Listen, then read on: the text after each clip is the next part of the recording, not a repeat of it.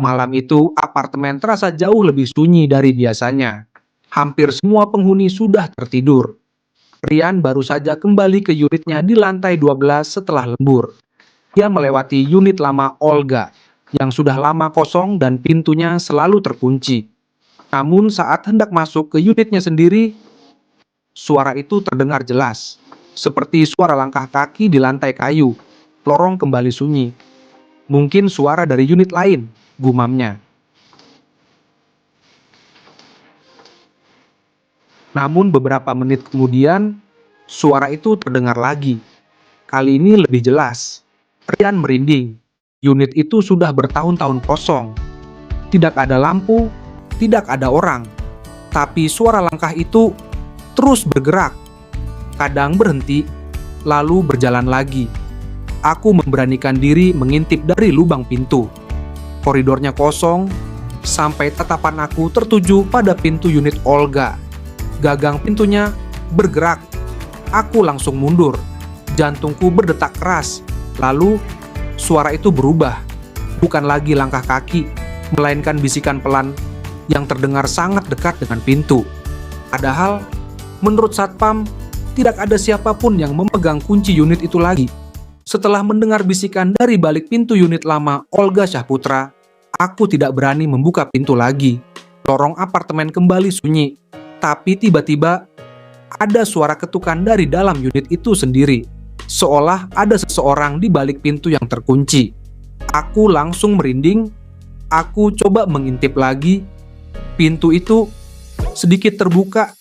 Padahal tadi aku yakin tertutup rapat. Dari celah itu terdengar suara langkah kaki pelan. Seolah seseorang sedang berjalan keluar ke lorong. Rian menahan napas. Lalu sesuatu terjadi yang membuatnya hampir menjatuhkan ponselnya. Dari celah pintu yang gelap itu, perlahan muncul sebuah bayangan kepala. Rambutnya panjang menutupi wajah, dan kepalanya perlahan miring ke samping. Beberapa detik kemudian, Rian sadar sesuatu yang membuat tubuhnya langsung lemas. Sosok itu sedang menatap tepat ke arah pintu unitnya. Rian langsung menjauh dari pintu. Tangannya gemetar saat mengunci pintu unitnya. Namun saat ia hampir menjauh dari pintu, terdengar suara ketukan pelan dari luar. Bisikan samar-samar yang tidak jelas. Malam itu, Rian hampir tidak tidur. Suara misterius berbisik sangat dekat dengan pintu apartemennya. Pak, tadi malam ada orang keluar dari unit lama yang pernah ditempati Olga Syahputra. Unit itu kosong, Mas. Tidak ada yang tinggal di sana. Kalau begitu, kita lihat rekaman CCTV saja. Apa yang mereka temukan di rekaman CCTV? Klik tautan di bio untuk tahu kelanjutannya. Mereka lupa pergi ke ruang keamanan. Satpam memutar rekaman kamera lorong lantai 12, mundur hingga pukul Anunsad U13 pagi. Di layar lorong tampak sepi dan sunyi. Lampunya redup. Tidak ada orang, namun beberapa detik kemudian, pintu unit lama Olga perlahan terbuka sendiri. Pintu itu terbuka sekitar setengah meter. Lorong tetap kosong. Tidak ada suara. Lalu, dari dalam kegelapan, sebuah sosok mulai muncul. Perlahan. Punya tinggi dan sangat kurus. Langkahnya tidak bersuara sama sekali. Setelah melihat rekaman CCTV malam itu, Rian hampir tidak bisa berpikir dengan tenang. Sosok yang keluar dari unit lama milik Olga Syahputra masih terus terbayang di kepalanya. Dan sebelum rekaman berakhir, sosok itu mengangkat tangannya dan menunjuk langsung ke arah kamera. Seolah berkata tanpa suara, "Aku tahu kalian melihatku." Namun yang membuat semuanya semakin aneh, kejadian berikutnya justru terjadi di siang hari. Siang itu, di apartemen yang ramai, sebuah suara mengganggu ketenangan. Suara itu datang dari lorong depan unitku. Dengan hati-hati aku membuka pintu dan melihatnya. Pintu unit lama Olga terbuka lebar. Padahal Satpam bilang, tidak ada yang punya kuncinya. Saat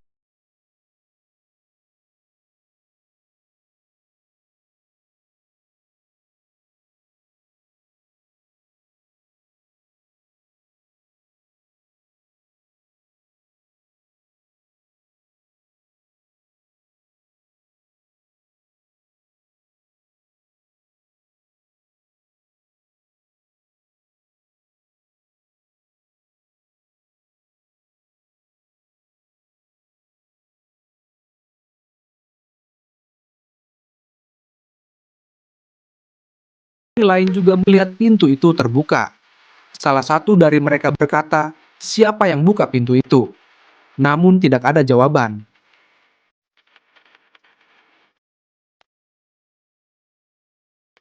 Ryan akhirnya memberanikan diri mendekat. Lorong terasa jauh lebih dingin. Saat ia berdiri tepat di depan pintu, ia melihat ke dalam unit itu. Ruangan tampak kosong. Debu tebal menutupi lantai. Perabot lama masih ada di beberapa sudut. Tidak ada tanda-tanda orang tinggal di sana. Namun ada sesuatu yang membuat Ryan merinding. Di lantai berdebu itu terlihat jejak kaki baru. Jejak itu berasal dari dalam unit dan mengarah keluar ke lorong. Malamnya, aku memutuskan untuk pindah dari apartemen ini. Tapi sebelum pergi, satpam kirim rekaman CCTV yang bikin jantungku berdebar kencang. Rekaman siang hari, lorong yang kosong, sepi seperti biasanya. Tidak ada yang aneh, sampai pintu unit Olga terbuka sendiri, tanpa ada yang membukanya. Dan di lantai yang berdebu, muncul jejak kaki, satu persatu. Seolah ada seseorang yang keluar dari sana, tapi tidak terlihat. Dan jejaknya menuju pintu kamarku.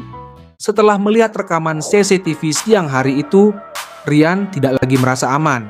Jejak kaki yang muncul sendiri di lantai berdebu, pintu yang terbuka tanpa siapapun, dan sosok yang terekam kamera malam sebelumnya. Semua itu membuat Ryan memutuskan satu hal. Dia harus pergi dari tempat itu. Ryan memutuskan untuk tidak membuka pintu lagi. Ia duduk di dekat koper, menunggu pagi tiba. Namun beberapa menit kemudian, tok, tok, tok. Ryan tidak menjawab. Ia hanya menahan napas. Ketukan itu berhenti. Lorong kembali sunyi. Jangan pergi. Dia tidak membuka pintu. Tidak malam itu. Sejak saat itu, unit lama milik Olga Syahputra tetap dibiarkan kosong. Tidak ada penghuni baru yang berani tinggal di sana. Namun beberapa penghuni apartemen masih mengatakan satu hal yang sama. Kadang, pada jam 2 pagi, dari lorong lantai 12, masih terdengar suara langkah kaki pelan. Langkah itu selalu berhenti tepat di depan pintu unit kosong itu. Lalu semuanya kembali sunyi, seolah sesuatu di dalam unit tersebut masih menunggu seseorang membuka pintunya lagi. Keesokan paginya, Ryan benar-benar meninggalkan apartemen itu. Ia membawa semua barangnya dan tidak pernah kembali lagi. Namun, sebelum pergi, ia sempat melihat satu hal terakhir saat lift terbuka dan ia berjalan melewati lorong. Pintu unit lama Olga kembali tertutup rapat, seperti tidak pernah terbuka sama sekali. Tidak ada jejak kaki, tidak ada suara, seolah semua yang terjadi hanya mimpi. Namun beberapa hari kemudian, satpam apartemen itu menemukan sesuatu di depan pintu unit lama tersebut. Di lantai berdebu, terlihat satu baris jejak kaki baru. Jejakinya berasal dari dalam unit dan berhenti tepat di depan pintu. Seolah seseorang sempat keluar, lalu kembali lagi ke dalam.